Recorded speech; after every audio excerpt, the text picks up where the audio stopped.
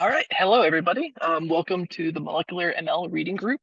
Today we're very excited to have Alex, who's now currently at DeepMind, who graduated from Stanford last year, and he's going to be talking to us about a recent model that he's been working on, Protpardelle, which does really cool generative modeling with both sidechains, a full atom this generative model. So we're really excited to have him and very interested in hearing what he's got to say. So um, yeah, whenever he gets back from water, we'll go ahead and get started. Yeah, sorry, I'm back. Thanks for the introduction, and for inviting me to talk. I think it's really exciting. I think I'm always kind of you're never sure, right, if anyone kind of reads anything that you work on. So it's cool. It's cool that appreciate you guys kind of being interested in it. Um, okay, let me see. I have some slides here. Um,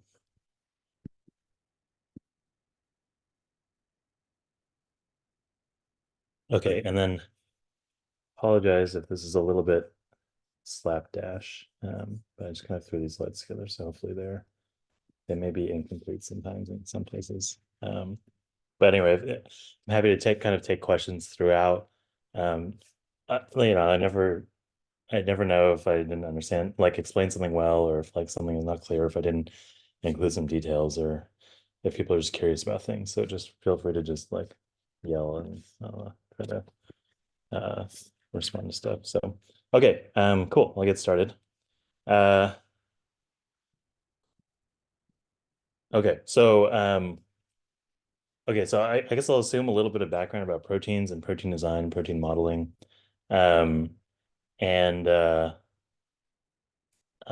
so this work is kind of born out of a desire to kind of look at the current state of protein design methods and kind of what we can do with them and improve them to help them kind of model proteins more accurately and in a way that kind of better capture the information about how they function and hopefully allow us to sample or generate kind of proteins that are more closely aligned with what we want to do. Um, so there, I mean, they're kind of in this space. There are a lot of like structure-based models, and there are also a lot of sequence-based models. So structure-based models are, sort of very easy to connect to function. I think they're typically, I mean, they're not the, static structure is not the complete picture, but the in general, we can rationalize kind of what functions a protein does, or like how a protein achieves its function by considering the structure. Uh, it's also quite degenerate. So the structure, kind of the distribution of protein structures is like not that complicated. Um, and there's like a fair bit of work out there about how proteins are kind of all proteins are built from the same underlying structural alphabet at a tertiary level. And then obviously there's only a handful of secondary structures that we see in protein structure. And then there's also kind of error when we model structure. It's like traditionally quite difficult to model protein structures like super accurately, even in the computer. And then there's often like a discrepancy between what we measure in solution or in crystal structures compared to what we model computationally. Sequence models kind of have different trade-offs. They operate at exact precision. So at the end of the day, we're testing protein sequences when we design things. So in that sense, they're very expressive. What you model is exactly what you test. There's not a step where you maybe have to do sequence design, for example. But in general, these types of models currently seem to do pretty well for like local exploration around natural proteins, but maybe without recourse to structure, don't seem to be able to kind of uh, design like de novo proteins. So this project kind of started out of a motivation to kind of unify these and kind of combine the best of each of these types of approaches. You have kind of it's like very kind of generalizing, but you might say that structure primary approaches are more kind of rational in the way that they help us define new functions without having to depend on natural proteins or homology to natural proteins. Um, but then sequence primary approaches maybe can be really expressive in the sense that you can get a lot of kind of nuance and difference in sequence while preserving the same structure. So yeah, so can we model these both together at once in a way that's productive? So let me see.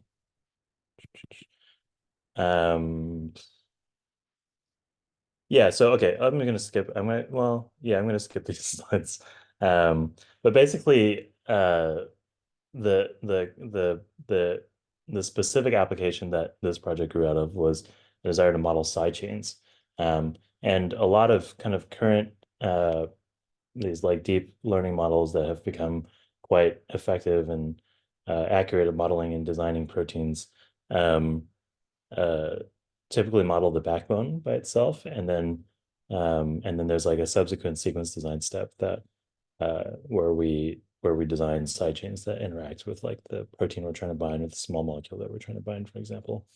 Um, so this is fine. I think it obviously works really well.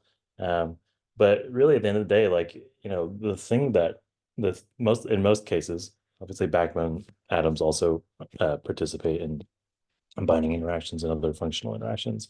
But often it's side chains that mediate these like functional interactions. So we want to be able to model the side chains kind of jointly together with the structure.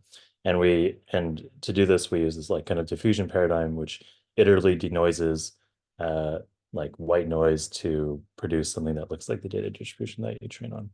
Um, do I talk about diffusion? I'll assume like, I mean, does anyone want me to explain kind of diffusion?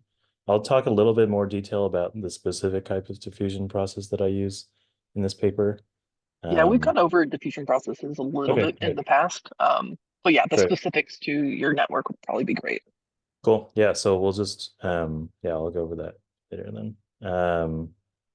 Okay, yeah. So like so I'll talk about this from basically the beginning. So the goal, I think it's kind of fun if you give a talk, you can kind of like go off script a bit. So I will not just kind of go through the paper. I'll kind of start like at the very beginning of when we started thinking about protein diffusion and and then how we progressed to building like a side chain, like an all atom generative model. So our approach kind of for a while is to kind of basically just treat proteins with images. Um, I think the nature of the data representation actually is very amenable to this kind of treatment. And I think that there's a few advantages, there's a few practical advantages of this, which is that we can translate kind of improvements in computer vision, which is obviously like a very mature and fast moving field that's that's had a lot of kind of effort put into it. We can just translate improvements in this field kind of directly to like we can use like the neural network architectures or the model architectures kind of directly or training strategies. A lot of these kind of transfer pretty easily if we use this representation. So we do that. So we just use like a simple uh, like a vision transformer based architecture to train a denoising network. And then for sequence design, we use protein MPNet. So that is obviously like a very performance sequence design model. And then we have like a variant of it that is non-autoregressive. So it's like faster.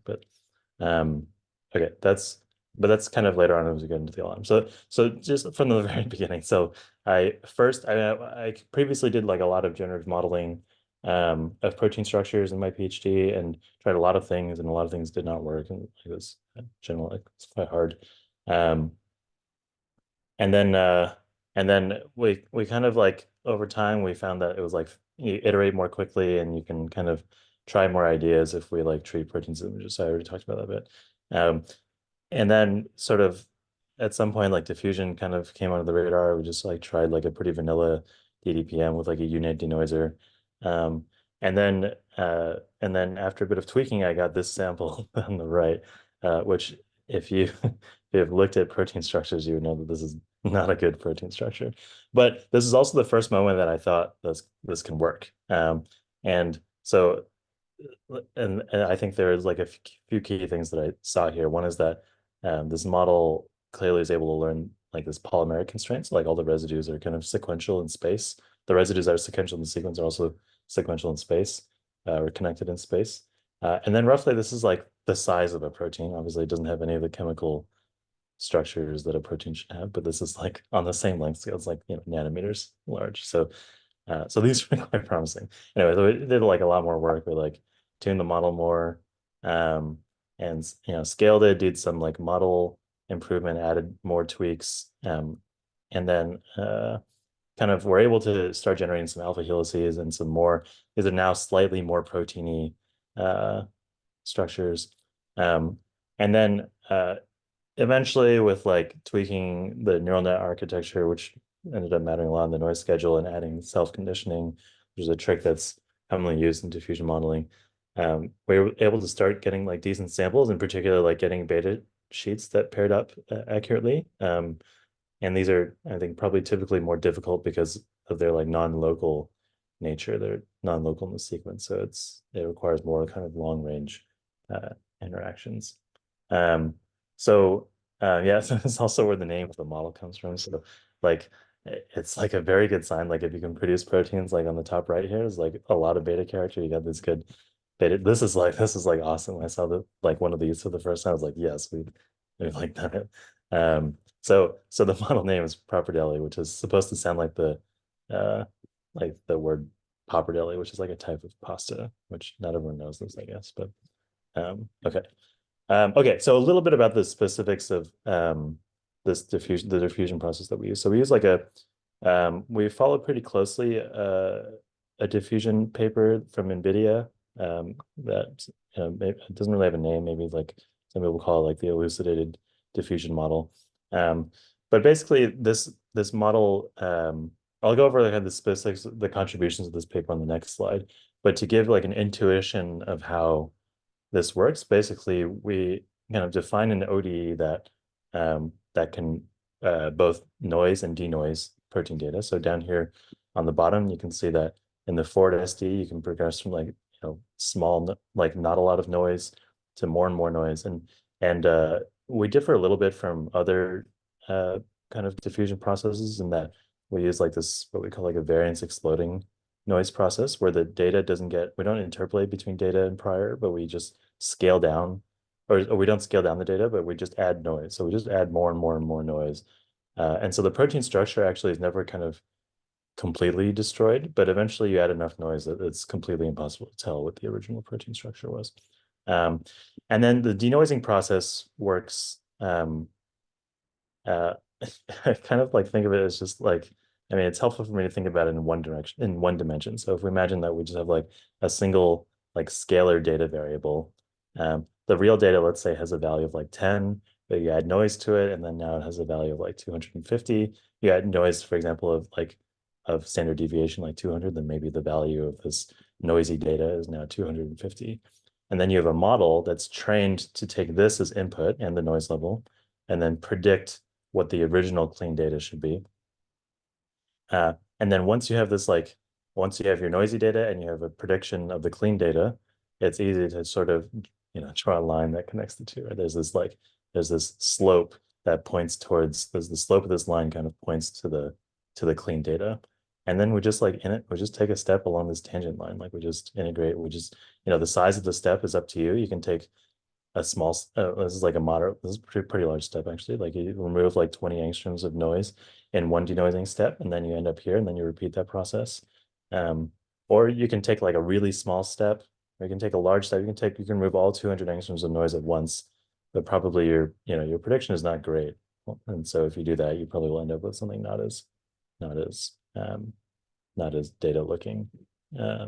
So this idea is actually important. So this variable like step size that we can integrate the ODE with is important, and that will come up later.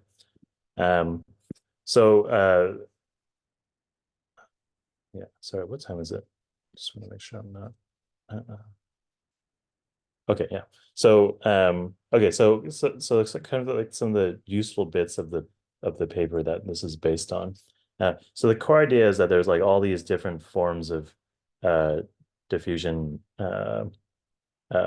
processes. There's this original like DDPM that was developed, and then later on people kind of proposed other variance exploding and preserving SDEs, and there's different ways that you parameterize these in the network. And So this paper basically like unifies all these approaches under a single kind of general canonical ODE. And then you can describe so you can describe any of the kind of existing diffusion or flow processes with different scales for the diffusion and drift under this ODE. Um, you they also eliminate the concept of time, which is like scaled and used differently in different models, and they just sort of work directly in the noise levels that of Gaussian, like the standard deviation of the Gaussians that are used. And this is very general. So, your model can be trained on some noise schedule, but in general, like if you use some different noise schedule, you're not tied to some time step. Like time step 200 maybe means something different in one model or another, but the standard deviation being like 10 or something always means the same thing. So this is kind of general across different formulations. And they also propose like a straight, so they propose like an optimal ODE that they think is the best type of ODE to use. And the intuition behind why this ODE works is because it's straight. So kind of in the thing that I showed in the last slide, like if the noising process kind of exactly reverses that linear denoising that I showed, then you can then you're likely to have like less truncation error, and your trajectories will be kind of more accurate. And there's some theoretical support for this as well, because this type of ODE is an optimally transporting flow. So basically, I mean, intuitively, just the trajectories are straight. So this works well. And then there's some other things that are, maybe more on the engineering side. They have a system of like scaling of like scales that, you scale the input data, you scale the noisy data, you scale the model outputs, you scale, and there's a bunch of scales that basically stabilize like the training, the inputs and outputs of the neural network, and makes the prediction task a bit easier. And then they have this like importance sampling over the noise levels of training. So the weighting of the loss at different noise levels is like something that's pretty important in diffusion. And in practice, people have found that, sort of almost by luck, that like vanilla or simple weightings of the loss are correspond to upweighting kind of the loss at noise levels that are more important for perceptual quality. So they kind of do like a more thorough kind of analysis of this, and then decide to use like importance sampling. So basically sampling certain noise levels more frequently than others. And this is another way to upweight the loss, but instead of upweighting it, it's like a lower variance way to do the same thing, to basically encourage the model to try harder on these noise levels. Okay, so the first model that I worked on, the stuff that I showed earlier, was all like backbone generation based. So we trained like a backbone only generative model. So we just took the 4 backbone atoms, and C alpha, C, and O, and then added Gaussian noise to all of them, and then trained a model to remove it. We trained on the CAF S40 data set. So this is like about 30,000 deduplicated single domains from the PDB. And we worked on it a bit, and then eventually the model produced good samples. These are some examples. On the top is, in every case, like the green is the model samples. And in the top row, you have the green model samples kind of compared to the ESM fold predictions of some design sequences for these structures. And then on the bottom, you have the nearest neighbor in the training set to each of these samples. So clearly the model is able to learn something about protein structure that is captured by these sequence design and structure prediction models that hopefully can translate to wet lab success. And then it does this in a way that maybe lets us explore novel proteins that don't exist in nature. Okay, yeah, and then if we want to quantify this kind of stuff, then we can measure these self-consistency metrics. So these are the pretty useful metric, actually, because it has been shown to correlate with experimental wet lab success. So I guess just briefly, for those that are not familiar with this, you sample a structure and then you design a sequence for it. I think it's common to try to use the same sequence design model that other people use. So it's protein MPNN, and then you predict the structure of the sequence and then measure the agreement of this predicted structure with the original sampled structure. And you can measure this agreement in RMST or in TM, and they're both informative. And people will typically, I think, say that if TM is above 0.5, then it belongs to the same fold. So if you can define one definition of success is that your sequence that designed under that structure at least lands in the same fold family as the sampled structure. And then the RMST, people often use like less than 2 RMST to sort of be a little more stringent in terms of the self-consistency. Yeah, so this model, this background only model, does pretty well in these metrics. It sort of almost entirely generates designable samples up to like length 400 or so, and then and performance kind of tails off a bit at longer lengths. In general, like the PLDDT of the predicted structures is pretty consistent with sample quality, so that's encouraging. And then there are some metrics that we can use to measure the diversity. So I think it's quite common in the field to measure diversity in terms of some proportion of clusters in your sampling set to the total number of samples. And I think this is a nice metric because it's interpretable. It's very intuitive to think about, like, how many clusters do you have versus how many samples. But in general, this is like a bit tricky because it is very dependent on the number of samples that you have. And if you have few samples, you'll have kind of you could kind of what's the word? You can have higher diversity than maybe whatever your true diversity is.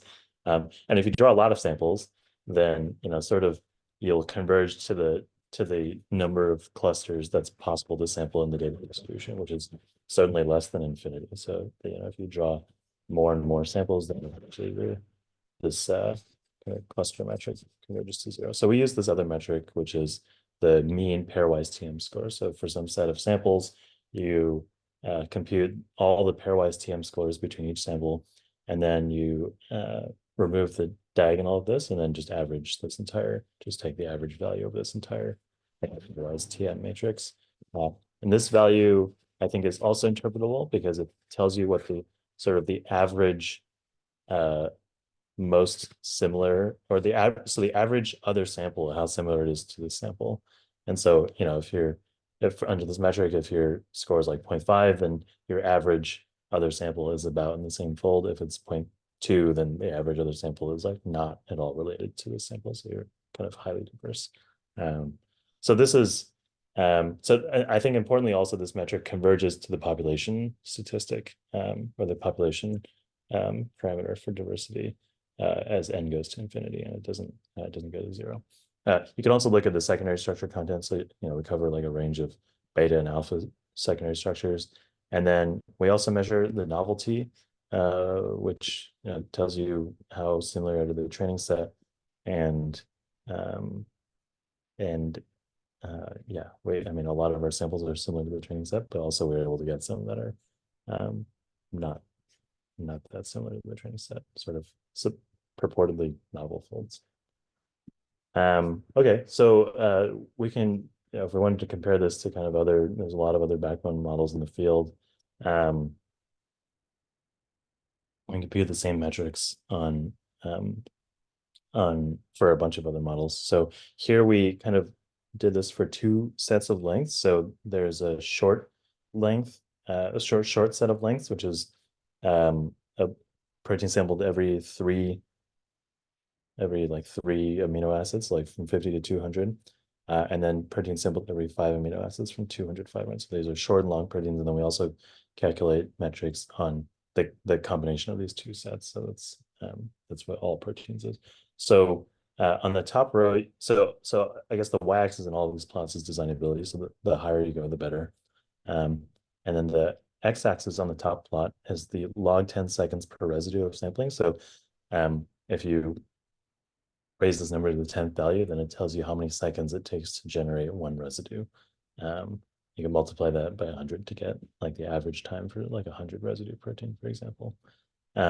So as a unit step on the x-axis in the top corresponds to a 10-fold speed up. And then on the bottom, the x-axis is the diversity. So as you go left, then you become more and more diverse. On the top, the size of the circle. So I put the kind of the less important metric as the size of the circle, but in general, the bigger the better for size. So the top is diversity, the bottom, the size of the circle denotes the novelty. So we're compare pretty favorably to the state of the art on short proteins. We basically achieve the same designability and the same diversity and a pretty comparable novelty at about 100-fold speed up relative to the state of the art. On longer proteins, we get kind of comparable diversity, or sorry, comparable designability at a much larger than 100-fold speed up, but we do have lower diversity. So I think we've recently found that there's like some mode collapse at like longer lengths. So this is something that I think I'm not too concerned about. I think we can probably fix this, but we'll push this in like an update at some point. And then you can look at the combination overall proteins as well.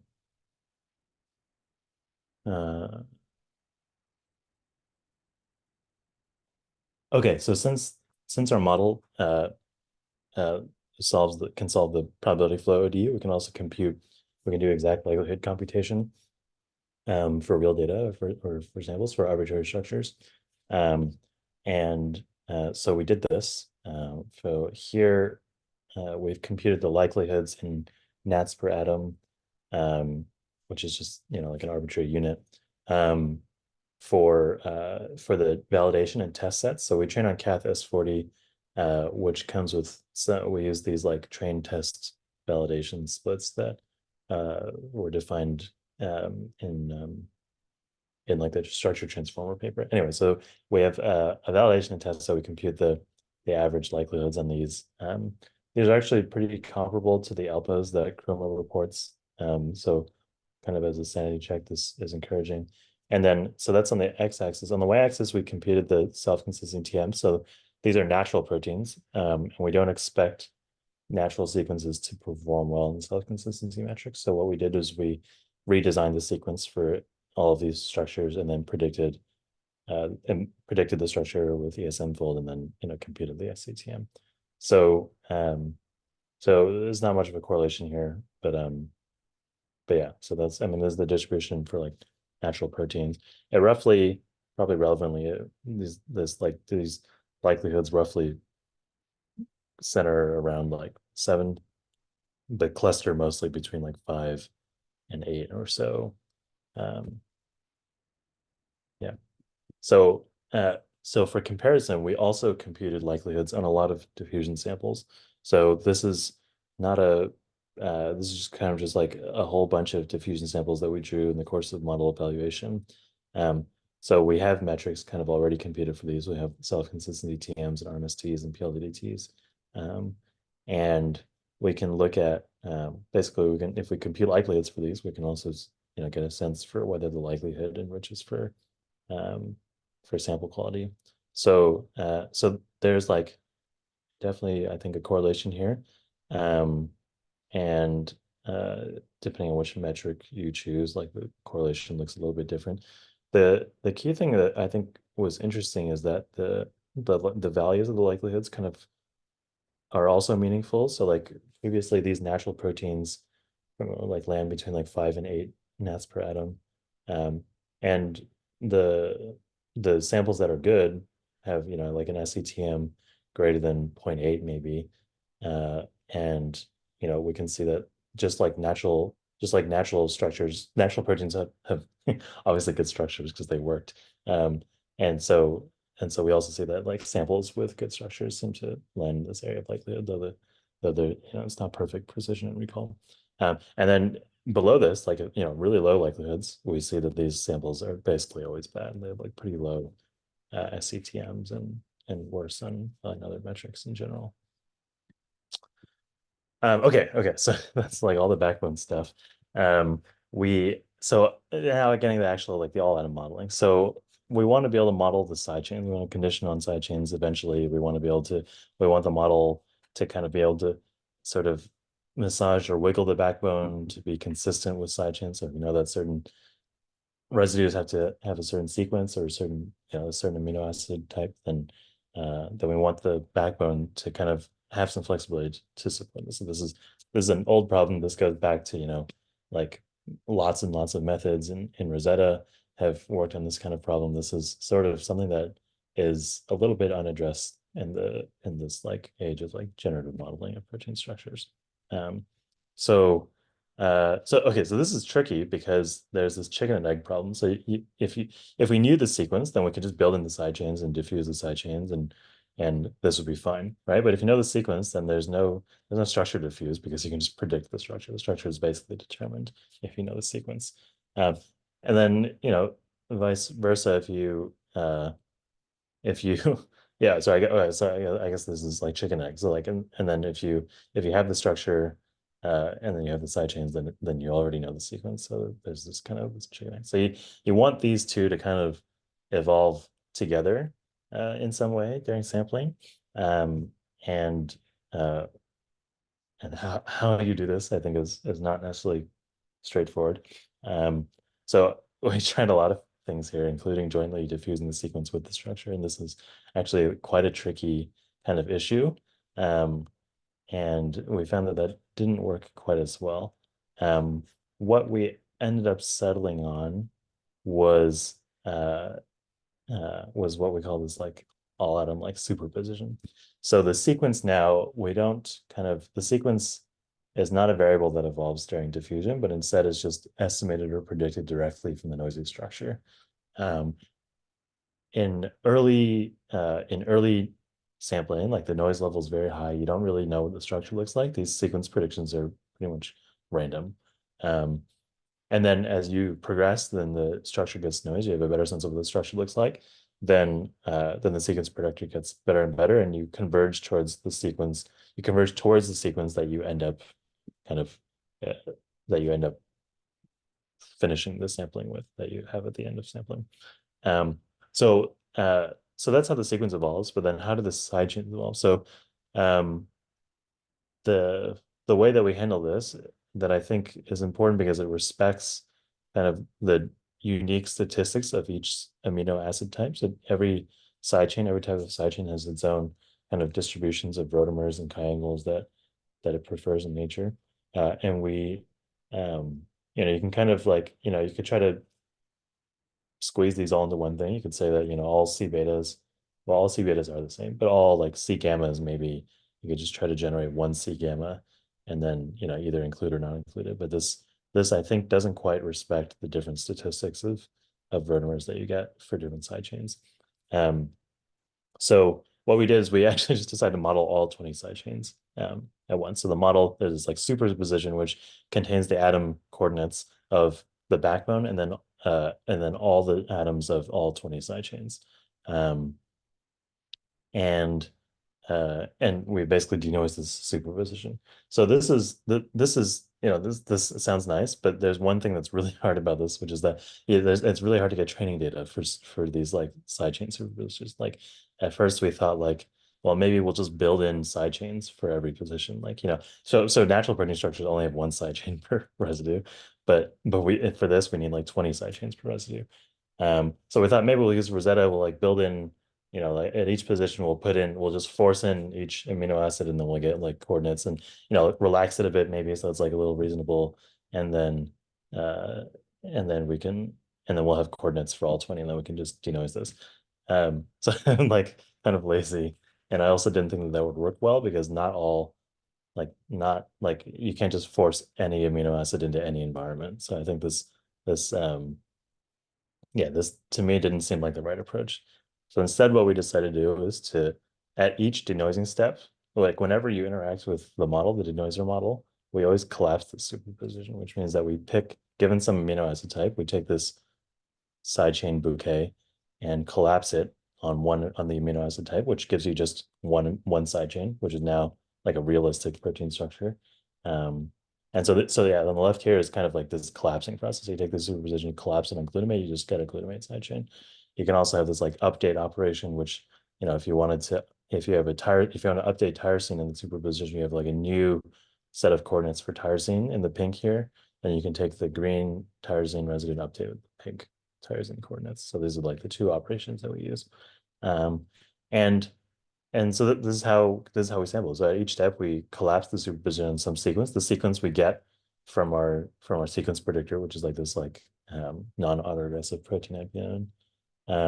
And then we denoise this like collapsed protein structure. We take a denoising step, and then we update the superposition with what we've now denoised it to be. Um, so so the key thing, I said earlier that the ability to like take different size denoising steps is pretty important. And that's kind of illustrated on the right here. So the backbone atoms are present every time you collapse the superpositions. No matter how you collapse the superposition, the backbone atoms are always there. So at every single step, the backbone atoms are getting denoised. And that's what's shown here. So as we move right on this plot, you kind of progress in time. So at a single position, maybe the sequence predictor picks like a proline and then an arginine and threonine and then proline. And this sequence is different at each step. The backbone always gets denoised. But for these other side chains in the superposition, these will take larger or smaller denoising steps based on how often they show up. So for example, proline shows up first here and then 3 steps later. And so the proline sidechain gets denoised to this kind of noise level, this point in the trajectory first, and then nothing happens to it until it gets collapsed again, and then it takes this denoising step of this particular size. And then this happens for all the different amino acids. So this is the scheme that we kind of came up with. We tried like a bunch of other things too. This one actually sort of works.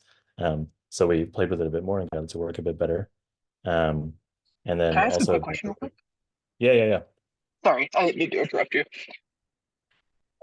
But so you said that at every step the backbone is denoised.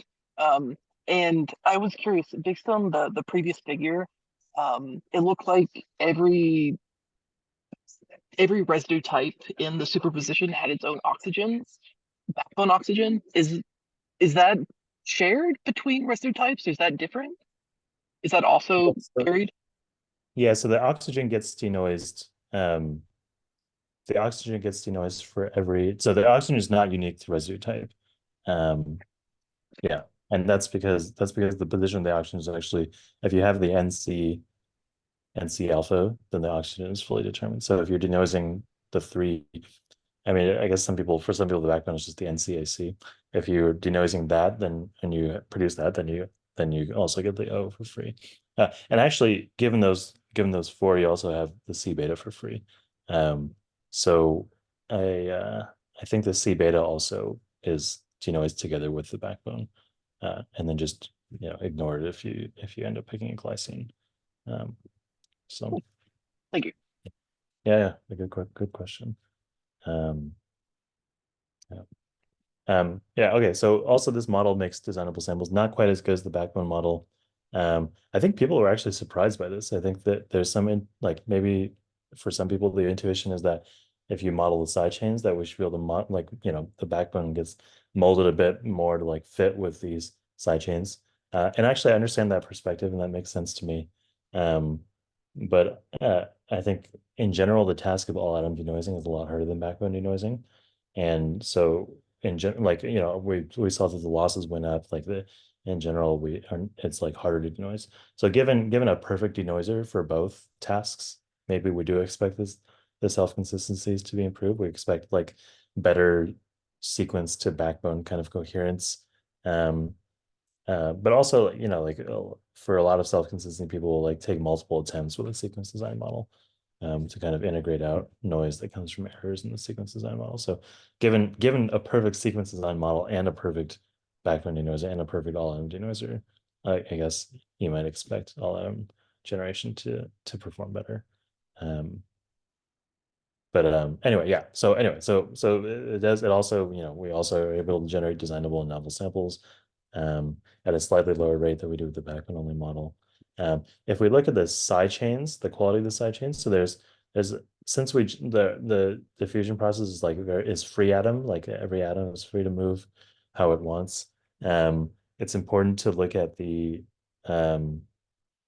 like the chemical properties and statistics of these things. So we looked at bond lengths and bond angles, and these are comparable to the natural training distribution um, at a rate that's I think quite good for free atom generation models. Um, and then if we look at rotamer like pi angles and torsion distributions, we don't see any kind of like bias towards like worse rotamer energies if under certain torsions. In general, the torsion distribution also seems to look quite natural. Um, so I think this overall was encouraging for us. Yeah, and then so one thing that we do as well is that we generate like an initial round, like the initial sample from the model is pretty good, but often, maybe every couple of samples there will be like one sidechain that is like completely diverged. Like like the bond lengths in the sidechain will be like tens of angstroms. And I never was able to figure out, we haven't figured out yet, like why this is, like why all the other sidechains look fine, but then there's like these like single side chains that are like very bad. So, but we found that these are really easy to get rid of if you just run the diffusion again, but without doing any sequence design or any backbone design. So you keep the backbone fixed and the sequence fixed, and you just repack the side chains in it, and it improves the quality. So that is quite helpful. And then and actually we were kind of curious, like we didn't start out thinking about repacking, but but we were curious if this model could be used as a repacker. Since it's like super fast, it's basically instant to do sampling. If you don't do any sequence design, you don't have to run protein evidence. It's like under a second to like run this. So we wanted to see if we could do repacking with this. So on the left, we have kind of the initial samples, which is the raw outputs of the initial sampling trajectory. And then the orange is the final samples from the model after running that repacking second stage sampling. And then in green is the ASM fold predictions of the design sequences. So we see that this like the proportion of sidechain clashes improves a lot with this resampling, but probably still doesn't quite reach the quality of like models that are like have all of this like hard coded where you have like bond lengths and angles hard coded and you're just generating torsions, for example. Um, so and then if we compare this kind of more rigorously to other methods, then we do okay compared to methods like Chroma's sidechain packing algorithm, and we do a little bit worse than ESM build, but in general, kind of not the same. If you look at sidechain clashes specifically, then it doesn't do as well as purpose trained methods like Rosetta or Attention Packer. So we also expanded the data set, so we thought that maybe like training on more data would help improve like model quality and diversity, and this does help quite a bit.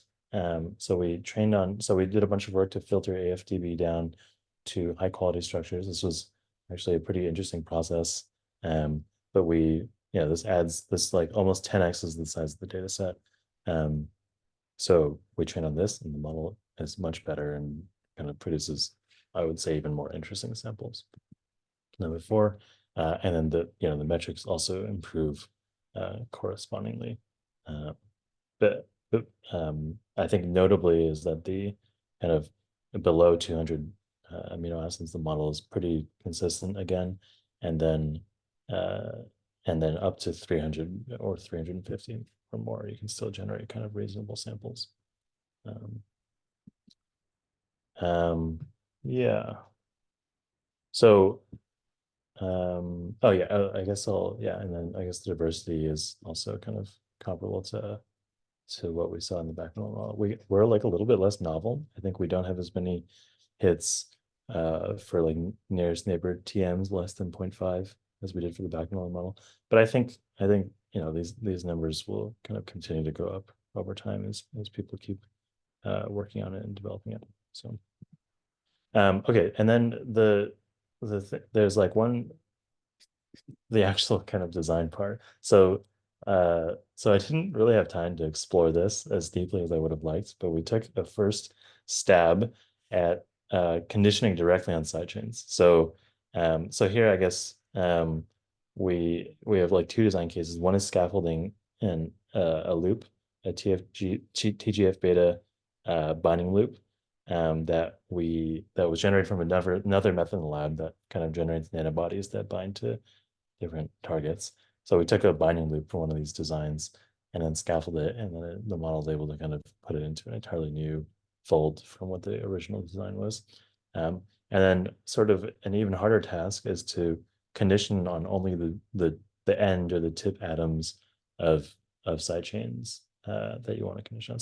So this is an iron, like it's like a metal binding site type of problem. So typically for in other scaffolding approaches, you might extract like the backbone atoms from this helical bundle, and then this might be input to a method like hallucination or RF join or RF diffusion or something, and then it'll generate something new that is uh, that contains those backbone atoms. The solutions for these are almost always helical bundles, and that's unsurprising because if you pull like these helix parallel kind of helix motifs out, then it's likely to get scaffolded into a helical bundle.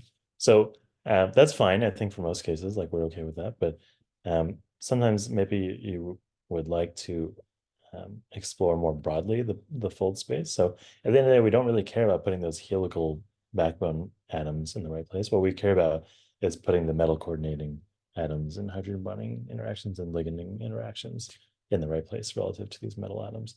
So all we want to do really at the end of the day is condition on these these functional atoms. So this is just the tips of these four side chains. In this case, is the tips of these four side chains. And this is the only input to the model. And then when we generate a sample where we actually one of the solutions we got is this sort of like beta barrel-y type of fold, which is quite different from what I've seen before. Now I don't think that these are like ready to like test in the wet lab necessarily. And I think if we, if you look more closely at these, like there's not necessarily like the space or the like the setup of the fold is maybe if you bind this metal that this fold, there's not really good packing anymore. Or like we've used up a lot of good packing space this functional size. So there's like other considerations, but I think we meant this sort of as a proof of concept to show that that you can actually you can actually kind of tackle and explore new ways to solve like binding problems or other scaffolding problems that beyond kind of what you can do with current methods. So, okay, yeah, I think that's all I have for now. So thanks to everyone who, since I obviously didn't do this alone. I got a lot of help from people in the group. So Gina helped me a lot with like evaluation and in particular kind of calculate a lot of the metrics for the sidechain quality. Richard was did a lot of the hard work of like filtering AlphaFold DB down and producing like a really useful data set of high quality monomer structures. And then Gene Ho has been working a lot on sort of improving the model and exploring more like the conditional kind of generation of this model, and then Tinu as well, and then others have a lot of useful feedback and discussions with the group. And yeah, I also had useful discussions with Minkai Xu from another group at Stanford, as well as some other folks, and then Lucy Cheng as well did a lot of the model evaluation, basically all of the kind of self-consistency and diversity novelty metrics. She built the pipeline for that. And then, yeah, I've gotten a lot of good advice and guidance from other people over time.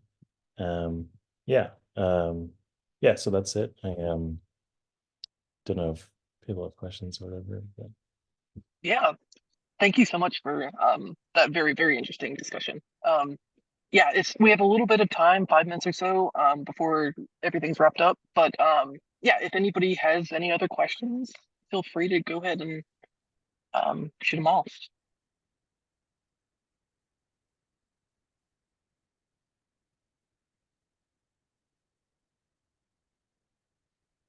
I have a quick question. So I know for like RF diffusion, they required some like fine tuning on the specific conditioning tests. Did you require that for your model as well? Yeah, I think this is pretty important. Like I think so I like did a little bit of fine tuning on conditioning tasks. Um, it helped a bit, but not that much. But I think we just have to like sit down and like do it properly and set it up. I think, um, yeah, I think from like in general, I think from seeing what other people have done, like this this should work pretty well and is like a good approach to try to solve it. There's obviously like different nuances like how you exactly set up the conditioning, but in general, like training, fine tuning or training from scratch with conditional information is pretty important.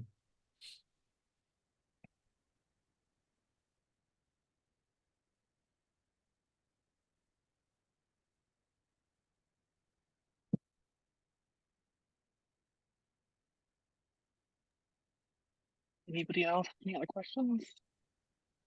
I don't want to like hog all the question asking, but I have more. Um, so I was curious. Are you thinking about exploring other like frameworks, like the flow matching framework that's been pretty popular nowadays? I was curious, like, yeah, what are your future plans for this model? Yeah, I think I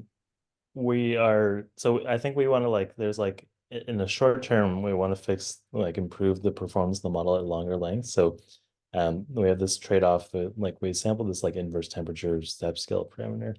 And currently we find that if you similar to kind of what you see with other models, if you decrease the temperature, you get higher quality samples, but then the diversity decreases. And so if you can make it quite cold and get basically like 100% designability, but then there's a like pretty severe mode collapse also if you do this. So we we're we either would like to like make it so it doesn't kind of we don't lose as much diversity at such high quality, or we get better diverse or better quality at like at higher temperatures. Like basically you can sample at temperatures that you still are quite diverse, but the quality should improve. In the short time, working a lot with Jin Ho on this, and he's doing a lot of pretty kind of exciting work on this.